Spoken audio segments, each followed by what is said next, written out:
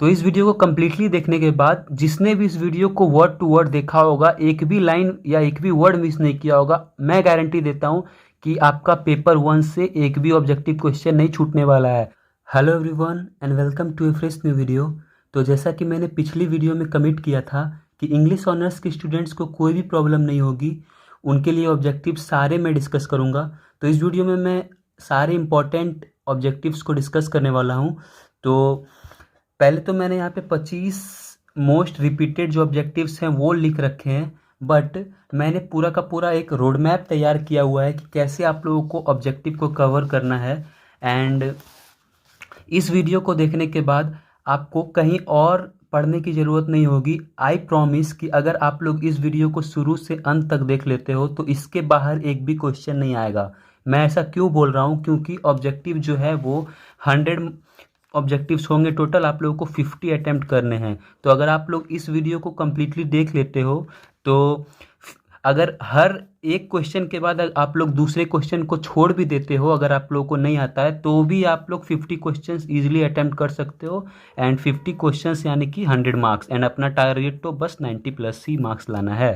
अब ये जो ऑब्जेक्टिव रोड मैप है ये तो मेरे प्लस मेंबर्स को बहुत पहले स्टार्टिंग में मिल गया था, क्योंकि ये सब्जेक्टिव बेस्ड नोट्स है कम्प्लीटली। तो इसमें जो ऑब्जेक्टिव रोड मैप है वो कंप्लीट सिलेबस से डील करता है, यानी कि एक पेज के इस नोट्स में पूरे सिलेबस का ही रोड मैप है कि इसमें जितने भी ऑब्जेक्टिव क्वेश्चंस फ्रेम किए जा सकते हैं। एंड क्योंकि अब हमारा पैटर्न ऑब्जेक्टिव हो गया है तो 100 क्वेश्चंस हम लोग को प्रिपेयर करने हैं। तो वो कैसे प्रिपेयर करना है सब कुछ कम्प्लीटली बताऊंगा। एंड ये वीडियो देखने के बाद आपको कोई भी एक भी ऐसा क्वेश्चन नहीं मिलेगा जो आप लोगों को लगेगा कि नया है या फिर मैंने उसे पहली बार एग्जामिनेशन हॉल में देखा है। तो लेट्स बिगिन। तो सबसे पहले जो हमारा रोड मैप है ऑब्जेक्टिव का, उसमें हम लोगों को देखना है कि जो क्वेश्चंस आएंगे authors, poet, novelist and their titles related, यानी कि जो भी ऑथर्स हैं उनके नाम, वो किस लिए फेमस हैं, वो किस एरा के हैं। तो ऐसे जो फेमस नॉवेलिस्ट हैं या ऑथर्स हैं उनके बारे में है। तो सबसे पहला हमारा है जॉन डन। अब जॉन डन कौन थे? तो ये फादर और founder of metaphysical school of poetry थे। अगर आप लोगों ने मेरी क्लास 1 की वीडियो देखी होगी तो आपको पता होगा, उसमें मैंने बताया था कि John Donne was the founder of metaphysical school of poetry. ये किस एज से बिलोंग करते थे या फिर किस एरा से बिलोंग करते थे?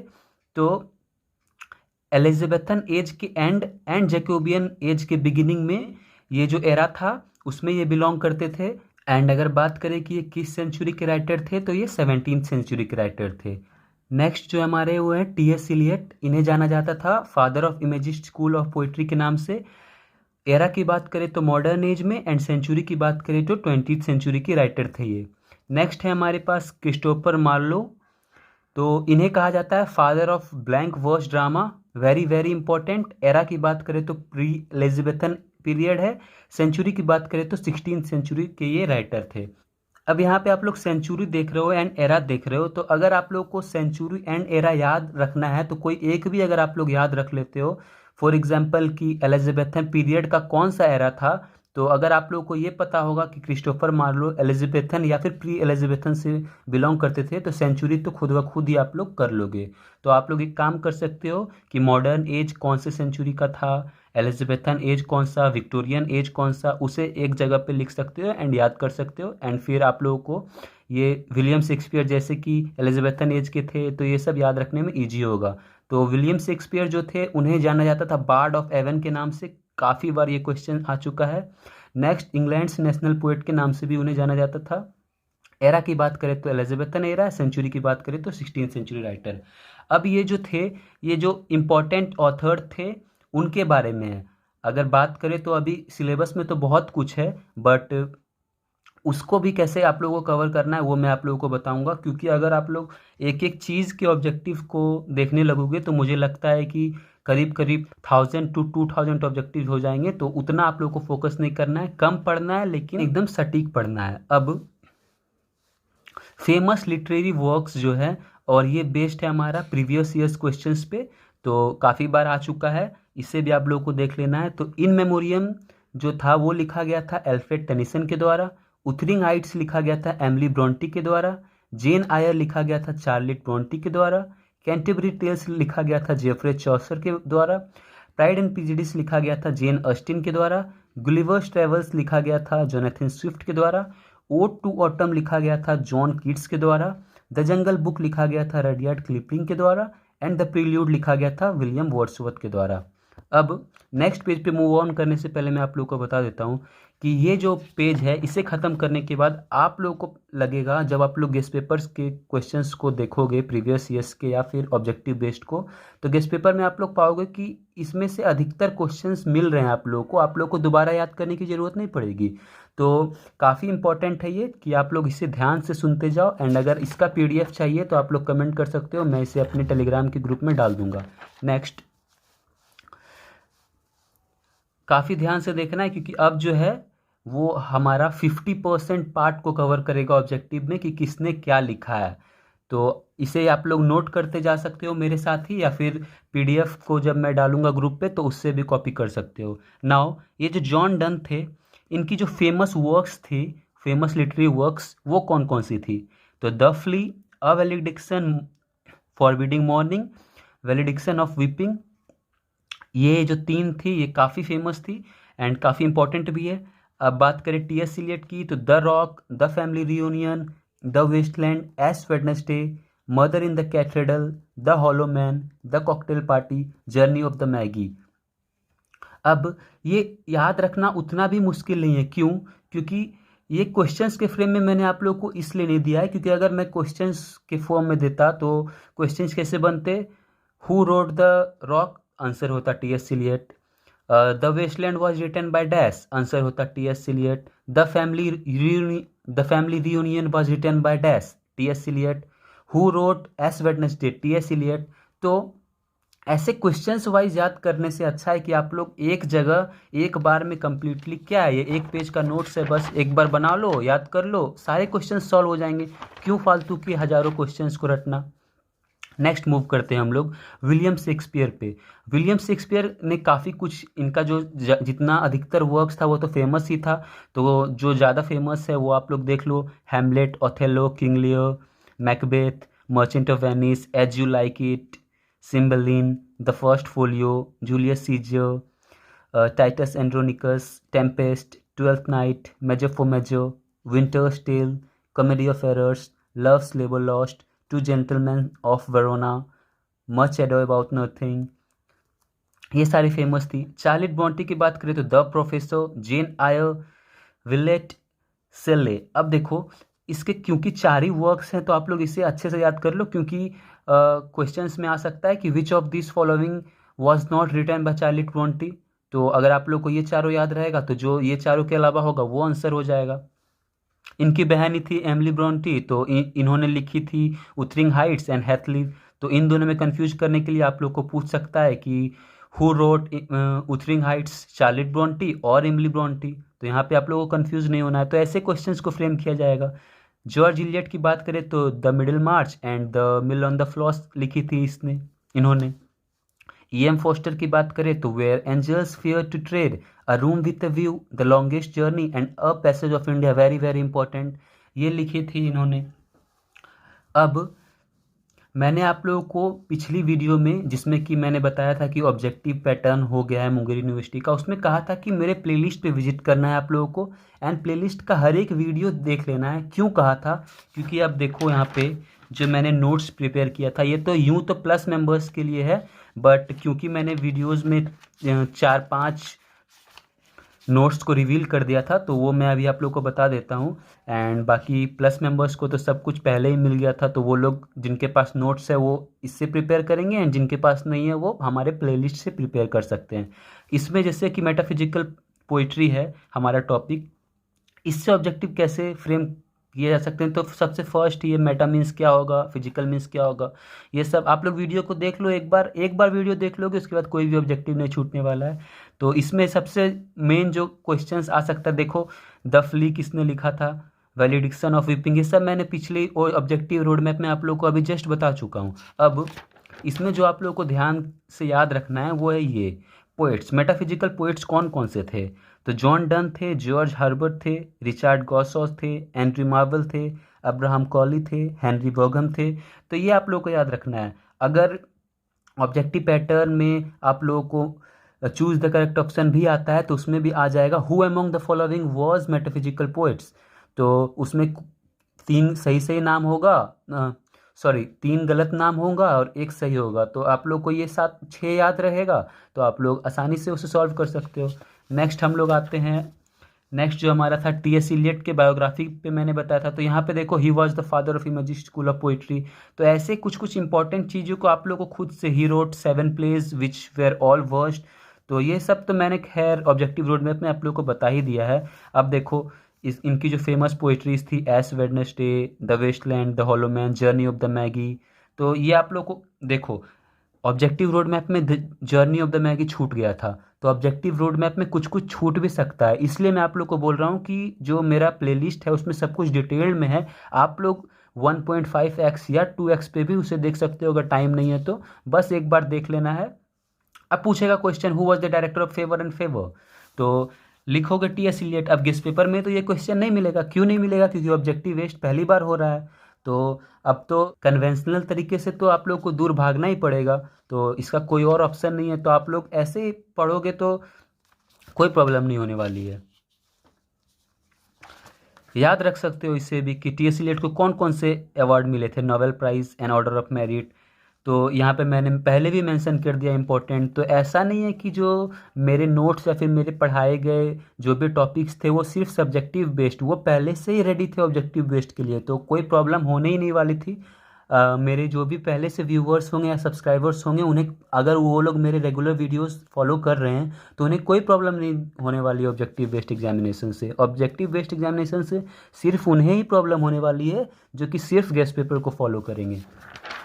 नेक्स्ट अब हम लोग देखते हैं यूनिवर्सिटी विट्स। यूनिवर्सिटी विट्स में से आप लोगों को ये सातों के सातों नाम को याद रख लेना है। मैंने अपने 3rd क्लास के वीडियो में भी बताया था कि किसने कहाँ से पढ़ाई की है, ये आप लोग को याद रख लेना है। एंड कैसे आंसर्स को लिखना है ये भी बताया था। तो खैर कैसे आंसर्स को लिखना है ये तो अब आप लोग नहीं लिख पाओगे क्योंकि ऑब्जेक्टिव बेस्ड है। यूनिवर्सिटी विट्स टर्म को किसने कॉइन किया था? तो जॉर्ज सेंसबरी ने किया था, याद रख लेना है आप लोगों को। क्रिस्टोफर मार्लो को जाना जाता है father of blank verse drama के नाम से, ये आप लोग याद रख सकते हो।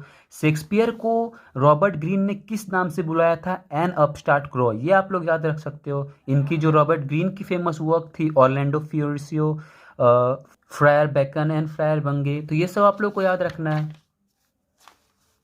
अब देखो इसमें थॉमस नेस की जो फेमस वर्क थी द अनफॉर्चुनेट ट्रेवलर और the life of Jack Wilton. John Lyly की जो कुछ फेमस वर्क्स थी लव्स मेटामॉर्फोसिस, काफ़ी इंपॉर्टेंट है ये सब। थॉमस लॉज की जो फेमस वर्क है वो है सिले मेटामॉर्फोसिस। जॉर्ज पिल की बात करें तो द स्पेनिश ट्रेजेडी, काफ़ी बार आया भी है। थॉमस किड की बात करें तो द स्पेनिश ट्रेजेडी, दोनों ने मिल के लिखा था। तो अब देखो इसमें क्या है कि हर एक चीज़ को मैं एक पेपर पे नहीं लिख सकता हूँ क्योंकि उससे टाइम काफ़ी लगेगा मुझे। एंड क्योंकि मैंने ऑलरेडी मेहनत कर रखी है, ये सब मैंने, अगर आप देखोगे मेरे प्लेलिस्ट में जाके पेपर 1 में, तो ऑलरेडी ये सब दिखा चुका हूँ मैं कि कैसे मैंने पढ़ाया है। तो ऑलरेडी दोबारा मेहनत क्यों करनी है, इसलिए मैं आप लोग को वापस से बोल रहा हूँ। डिस्क्रिप्शन में लिंक है, आप लोग डिस्क्रिप्शन में जाओ, वहाँ पर प्ले बना हुआ है पेपर 1 का। हर एक वीडियो को उसे फास्ट फॉरवर्ड कर दो 1.5x पे, फटाफट से सब देख लो। एक दिन में सब कंप्लीट, एक दिन में आपका पूरा पेपर 1 कंप्लीट। कोई भी आप लोगों को अच्छे मार्क्स लाने से नहीं रोक सकता है। विलियम शेक्सपियर की बात करें तो मैंने आपको बता ही दिया, बार्ड ऑफ एवन के नाम से जाना जाता है। 3 किड्स हालांकि उतना इंपॉर्टेंट नहीं है बट याद रख सकते हो। फेमस वर्क में प्लेस 37 लिखे थे इन्होंने, सोनेट्स 154 लिखे थे, लॉन्ग नरेटिव पोएम्स 2 लिखे थे, ये याद रख सकते हो। इनकी 4 जो ट्रेजेडीज थी वो हेमलेट, ओथेलो, किंग लियर, मैकबेथ, ये याद रख सकते हो। फर्स्ट पब्लिकेशन, फर्स्ट फोलियो थी इनकी। अब विलियम शेक्सपियर की जो रोमन प्लेस थे उनका नाम आप लोग यहाँ पे देख लो। अब मैं ज़्यादा बोलूँगा नहीं क्योंकि ऑलरेडी काफ़ी बोल चुका हूँ। आप लोग स्क्रीनशॉट ले सकते हो इससे, एंड रिक्वेस्ट आता है तो मैं इसे ऑब्वियसली डाल ही दूँगा अपने ग्रुप में। अर्ली कॉमेडीज़ को देख लो, मैच्योर कॉमेडीज़ को देख लो। बाकी एट ए ग्लैंस को आप लोग देख लो। यहाँ पे लॉन्गेस्ट प्ले कौन सा था? Hamlet. Shortest play the comedy of errors. First play Henry 6 part second. First comedy of errors. Last comedy the tempest. First tragedy Titus Andronicus. यहाँ पे देखो मैंने एट ए ग्लैंस यानी कि एक नज़र में मैं पूरे शेक्सपियर ने क्या ऐसा लिखा था, उनका वर्क था जो कि किस लिए जाना जाता है, क्या इंपॉर्टेंट फैक्ट्स हैं, एक बार में आप लोग को यहाँ पे बता दिया है। यहाँ पे एक और इम्पॉर्टेंट होगा, रॉबर्ट ग्रीन ऑलरेडी बता चुका हूँ मैं।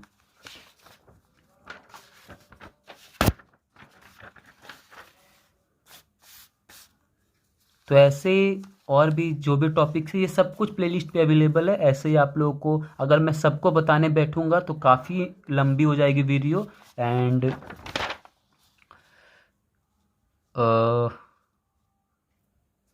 ये सब भी आप लोग एक बार देख लेना कि जॉर्ज इलियट, मिसेस गास्केट, जैसे कि जॉर्ज इलियट का ये दोनों तो मैंने ऑब्जेक्टिव रोड मैप में भी दिया था, एडम बीडे एंड सिलास मार्नर, आप लोग याद रख लेना। तो ये सब याद रखोगे तो इम्पोर्टेंट है ये सब काफ़ी। अब बात करें एम फॉस्टर की, तो उनके नॉवेल्स हैं यहाँ पे, आप लोग देख लो, ऑब्जेक्टिव रोड मैप में बता ही दिया हूँ ये सब। तो ऐसे ही करके जो भी है सब कुछ आप लोगों को ऐसे ही प्रिपेयर करना था। आप लोग प्लेलिस्ट विजिट करो। अब मैं इससे ज़्यादा आप लोगों को इसमें नहीं बताऊंगा। अब ये कंप्लीट हो जाने के बाद आप लोगों को क्या करना है, अब देखो प्लेलिस्ट मेरा पूरा कंप्लीट कर लेने के बाद आप लोगों को आना है अपने गेस्ट पेपर पे। गेस्ट पेपर पे मैंने आप लोगों को पिछली वीडियो में बता ही दिया था कि पीछे से आप लोगों को ये जो प्रीवियस ईयर्स है उसे कवर करना है। आप लोग पाओगे कि मेरे पूरे प्लेलिस्ट को देखने के बाद एंड ऑब्जेक्टिव रोड मैप जो मैंने अभी आपको बताया है उसे देखने के बाद आप लोगों का इसमें से हर एक 80% क्वेश्चन तो ऐसे ही आप लोग को याद हो जाएगा। अब हम लोग इस पे गेस्ट पेपर में ग्रुप डी में आएंगे ऑब्जेक्टिव क्वेश्चंस में। आप लोगों को देखो द वेस्टलैंड किसने लिखा है, अभी बताया मैंने कि टी.एस. इलियट ने लिखा है। रुको मैं आप लोगों को दिखाता हूँ यहाँ पे, ये देखो द वेस्टलैंड किसने लिखा है, टी.एस. इलियट ने लिखा है। तो ऐसे ही कर करके आप लोगों को सारा देखो यहाँ पे है सब कुछ, कुछ कुछ छूट जाता है, जैसे कि लैमिया किसने लिखा है, जॉन कीट्स ने। हालांकि ये मैंने बताया आपको, देखो इसमें अगर आप लोग देखोगे ये मैंने अभी डिस्कस नहीं किया, यहाँ पे देखो लामिया वॉज रिटन बाय होम। तो ऐसे ही आप लोगों को वो मैं अभी आप लोग को बताऊंगा, वो जो 25 इंपॉर्टेंट है। तो यहाँ से आप लोगों को कवर करना है। द एल्केमिस्ट यहाँ पे देखो ये किसने लिखा है, तो आप लोगों को पता होना चाहिए कि ये बेन जॉनसन ने लिखा है।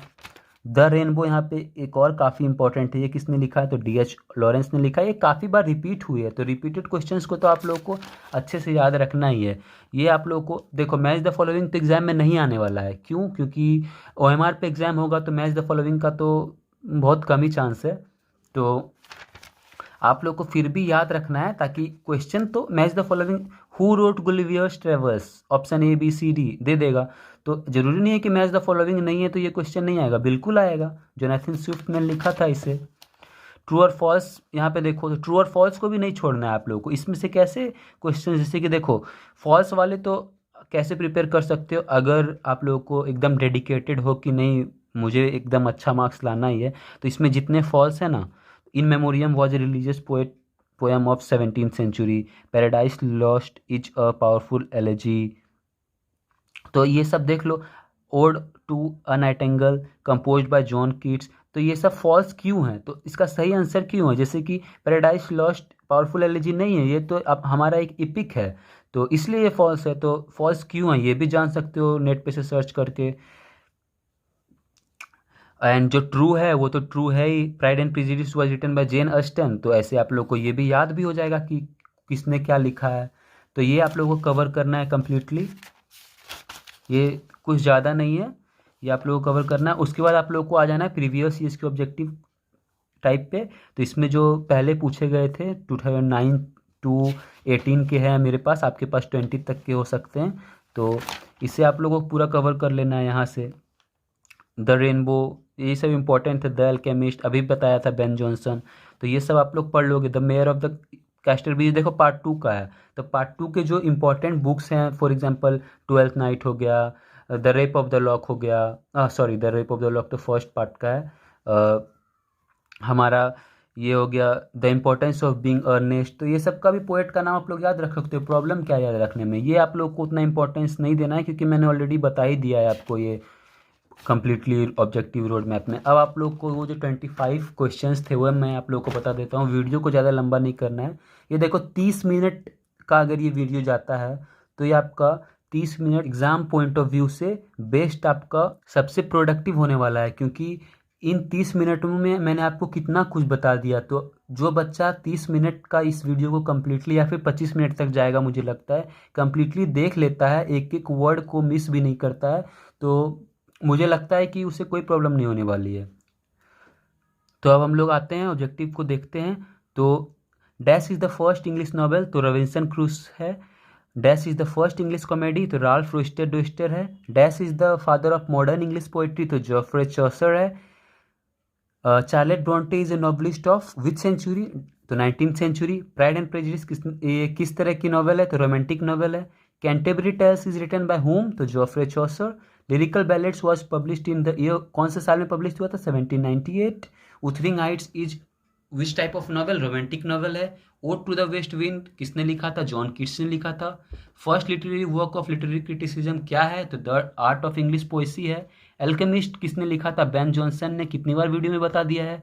शेक्सपियर को क्या कहा जाता है, बार्ड ऑफ एवन, ये भी अभी बता दिया है। The rainbow, D.H.. लॉरेंस, कितनी बार बताया है वीडियो में। First poem in English literature, the knight's tales, ये कैंटरबरी टेल्स का ही पार्ट था, या इसलिए यहाँ पे दोनों लिखा है, कोई भी ऑप्शन में होगा सही होगा। एडमंड स्पेंसर कौन से एज में बिलोंग करते थे, तो Elizabethan age. First tragedy in English written on classical model, तो गॉर्बर्ड। तो मैं इतनी फास्ट क्यों बोल रहा हूँ, ताकि आप लोगों का टाइम बचे। Elizabethan age is known age the, कौन सा, कैसे, किस नाम से जाना जाता है, तो golden age. Doctor Faustus was written by Christopher Marlowe. The Second Coming was written by W.B. Yeats. The Jew of Malta was written by Christopher Marlowe. Othello was written by William Shakespeare. Lamia was written by John Keats.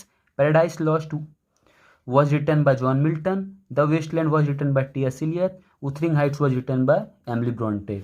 तो एक दिन में ये पूरा का पूरा paper 1 आपका finish होगा, जिस तरह से मैंने बताया है, अगर उसे फॉलो करोगे तो ये वीडियो आपको कैसा लगा प्लीज़ कमेंट करके बताएं, and thank you so much for watching.